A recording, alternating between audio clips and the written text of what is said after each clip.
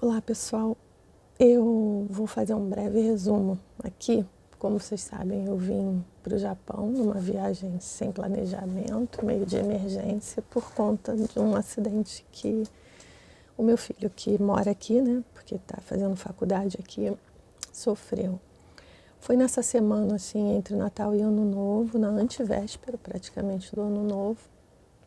Ele foi com os amigos fazer snowboard em Nagano. Snowboard é aquele tipo skate, né, na neve.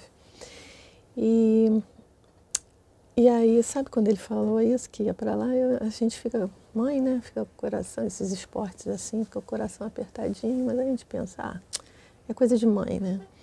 E aí, nesse passeio lá, fazendo, ele bateu num montinho de neve, que você vem na velocidade, não deu para ver, e ele caiu e fraturou a clavícula.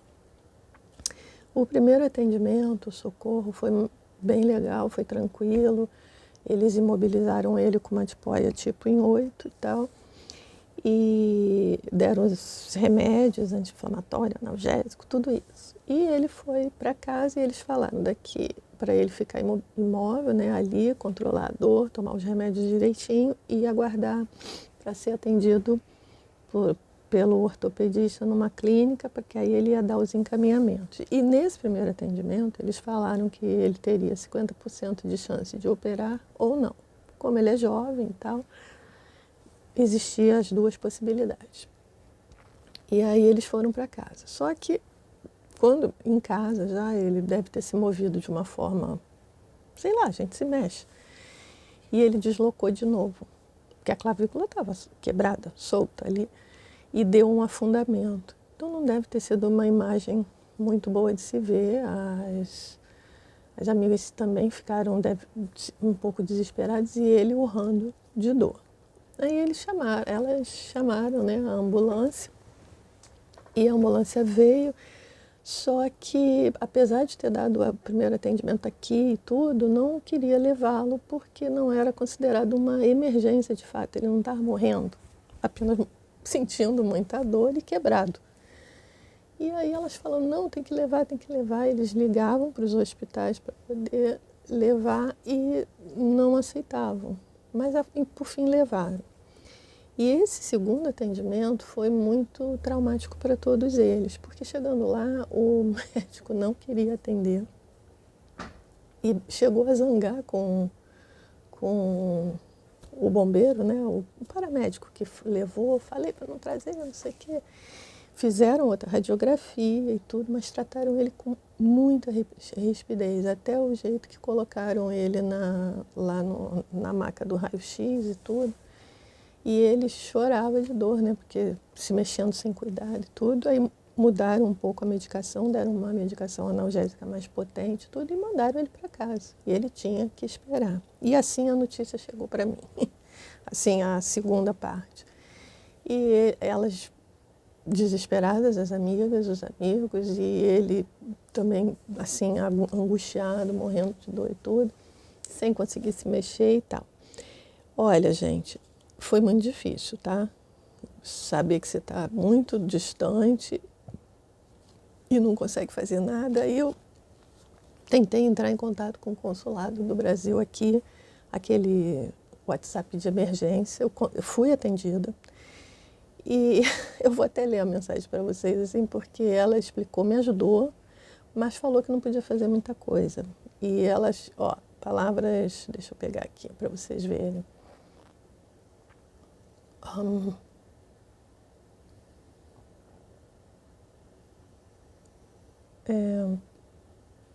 Falou que o consulado não tinha como interferir nesses casos, que abre aspas, diferentemente do Brasil, no Japão não há pronto-socorro no hospital disponível para quem deseja, tá?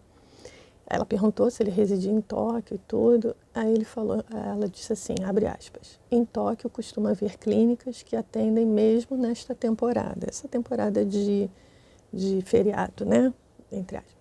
Em vez do hospital, em casos como esse, o comum é procurar clínicas que não precisam de agendamento. Só que era um período de feriado, tá? E aí ela botou assim, o que ocorre é que os hospitais daqui geralmente não atendem casos realmente emergenciais em que a pessoa não consegue nem mais andar ou se movimentar, por falta de médicos e leitos. Em outros casos, são as clínicas que atendem, clínicas particulares. Aí eu falei, meu Deus, a pessoa cheia de dor e não vão fazer nada, é assim mesmo. Nesta época do ano, tudo fica mais complicado. Normalmente são muitas clínicas que aceitam pacientes sem reserva. Nesta época existem, mas são em número bem menor.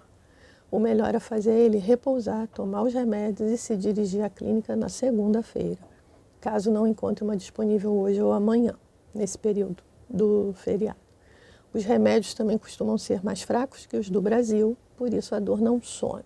Mas no caso dele, os remédios até nesse ponto estavam conseguindo, né, ajustar.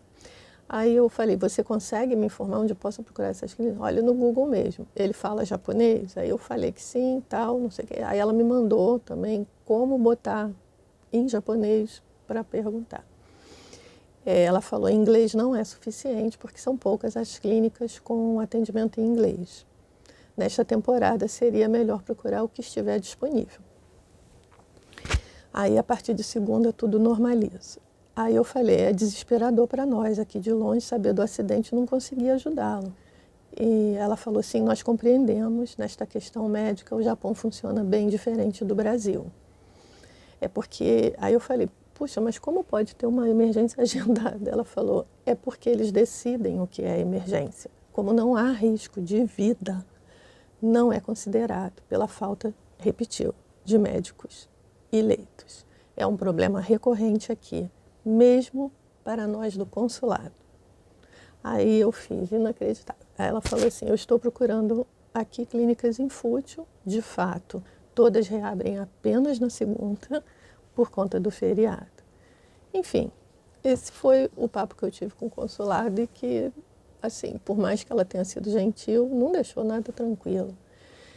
E ele, dessa forma, aí a gente começou a tentar ver uma forma de vir aqui para ficar com ele, porque as meninas estavam cuidando dele, mas ele não estava podendo nem se mover, né? E aí a gente fica sem saber como fazer. Mas, enfim, ele conseguiu ser atendido, ele está sendo acompanhado agora, com agendamento e tudo. Está se recuperando com as dificuldades, mas já começou até a caminhar, nós já começamos a caminhar desde que eu cheguei. Nós vamos para a consulta na próxima semana. E vocês sabem que eu estive aqui no Japão, gostei de muitas coisas aqui. A malha ferroviária, a limpeza, a organização. Mas essa questão de saúde, gente, eu queria falar para vocês. Viva o SUS. Porque com todos os nossos problemas que ele tem, porque tem, a gente sabe, é de uma capilaridade e de uns protocolos de atendimento que eu, sinceramente, a gente tinha que brigar para ser melhor ainda. E um recado assim que eu posso dar para vocês, se é que eu posso dar algum nessa altura do campeonato, porque meu coração ainda fica apertado, né?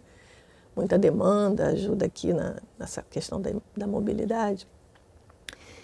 Ao invés da gente ficar nessa de ficar repercutindo falas dos políticos, a gente devia cobrar dos nossos representantes que o SUS ficasse cada vez melhor. Porque o que nós temos é muito bom. A gente precisa fazer melhor, mas a gente precisa defender esse sistema único de saúde de um país de dimensões continentais como o nosso e que faz esse atendimento. Tem um hospital para levar. Teve até aquele turista americano também que sofreu um acidente, ia pagar, foi bem atendido, eles falam, não, não é nada. Porque pelo mundo afora não é assim, aqui não é assim. E eram todos jovens, sabe?